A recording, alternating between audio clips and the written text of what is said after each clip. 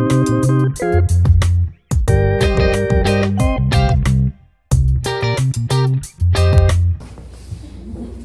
beaucoup. Alors oui, je sors de la famille chirurgicale. Moi, je suis cardiologue, je ne suis pas du tout chirurgien. Et je vais rompre dès maintenant tout suspense. Est-ce que le bien-être est-il l'apanage du syndicaliste? Eh bien non. Eh bien non, ce n'est pas l'apanage du syndicaliste. Je pense qu'à notre échelle, on est tous concernés. C'est une responsabilité qui, à mon sens, est collective. Et il faut bien avoir en tête qu'elle commence dès le berceau. Alors pourquoi dès le berceau? Parce que quand on est externe, on se rend compte qu'on interagit avec tout un tas d'acteurs, que ce soit des référents pédagogiques, que ce soit des co-externes, que ce soit des paramédicaux, et que de facto, ça façonne l'environnement dans lequel on évolue. Et l'image qu'on se fait, finalement, du bien-être du médecin à l'hôpital public, dès notre plus jeune âge, on apprend à accepter tout un tas de choses qui ne sont, à mon sens, pas forcément acceptables. Et puis on arrive interne, ce qui nous concerne tous ce soir, et là, les cartes sont un peu relancées. Et je voyais dans ta diapo, tu disais que l'une des principales sources de stress, en tout cas lieu de stress, 60% si j'ai bien retenu le chiffre, c'était la salle de staff. Donc la fameuse salle de staff où on arrive tremblant, jeune interne, on présente le dossier, globalement on pense qu'on le maîtrise. Qu'est-ce qui se passe? En fait, on se fait humilier parce qu'on a oublié le score TNM si on continue à le présenter en gynéco, je ne sais pas. Qui finalement me fait dire qu'aujourd'hui le bien-être, il est mis à mal de manière, entre guillemets, purement iatrogène. Vous voyez ce que je veux dire? Dans le sens où, avant de s'intéresser finalement à tout un tas de complexités, il faut aussi peut-être s'intéresser au rapport qu'ont les médecins entre eux, à ce compagnonnage qu'on a un peu tendance à perdre. Et je pense qu'on a tendance à le perdre aussi parce que le système nous engloutit tout cru, nous mange et nous force à être de plus en plus et en permanence actifs sur tout un tas de sujets, d'être surspécialistes, les durées minimum de séjour, maximum de séjour ont largement diminué, donc on nous demande d'être extrêmement compétents et en fait on n'a plus le temps pour juste regarder à droite, à gauche et comment va la personne.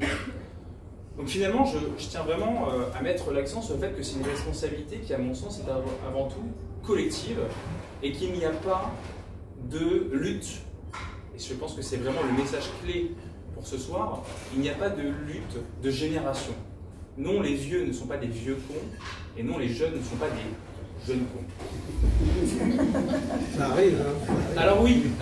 Ça arrive, oui. Ça arrive. Alors oui, c'était mieux avant. On l'entend souvent. Ah non. On l'entend souvent. C'était mieux avant. Et bien moi, je vais aller dans votre sens, ou du coup pas forcément de l'autre, mais oui, c'était mieux avant. La médecine a profondément changé, la chirurgie a profondément changé. Aujourd'hui, ce qui est super intéressant, c'est qu'encore une fois, dans l'enquête, on racontait que le premier élément, la première chose demandée, c'était quoi? C'était un décompte horaire, entre guillemets, je place un petit message, c'était le fait que, finalement, les internes bossent trop. Mais il faut aussi un petit peu reconsidérer ce temps de travail. Et quel est, dans ce temps de travail, le temps médical ou chirurgical utile? Quel est le temps consacré à faire véritablement du soin? Pour vous, ce qui vous concerne, c'est quoi? C'est la chirurgie, c'est faire la contre-visite de votre patient, de voir les complexités. En tout cas, ce n'est aucunement de faire du brancardage, du faire du CRH, du faire du long transport, ce qui aujourd'hui prend une part énorme dans l'exercice d'un médecin.